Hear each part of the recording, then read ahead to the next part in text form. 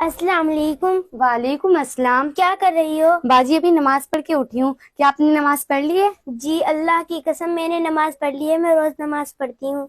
वल्लाह बाजी आप कितनी झूठ बोल रही हो, आप तो कभी भी नमाज नहीं पढ़ती हो और आपके साथ मैं हमेशा रहती हूँ। आपने तो अभी भी झूठी कसम खाई है, आपने नमाज अभी भी नहीं पढ़ी है। वल्लाह बाजी आपको मालूम नहीं है कि झूठी कसम खाने का कितना बड़ा गुनाह है।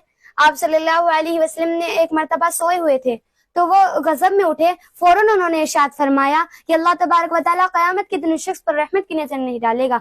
आप सल्लल्लाहु अलैहि वसल्लम ने मुसलसल 3 मर्तबा यही फरमाया। अबू ज़र गफ़ारी ने पूछा, ए अल्लाह के रसूल, वो शख्स कौन होगा? वो तो क़यामत के दिन हलाक हो जाएगा। आप सल्लल्लाहु अलैहि वसल्लम ने फरमाया, जो झूठी कसम खाता होगा और झूठी कसम खा के अपनी माल बेचता होगा, अल्लाह तबारक व तआला क़यामत के दिन उस पर रहमत की नजर नहीं डालेंगे। बाजी एक झूठी कसम का कफ्फारा भी तो होता है। बाजी कफ्फारा क्या होता है? बाजी कफ्फारा ये होता है कि लगातार 3 दिन के रोजे रखने पड़ते हैं।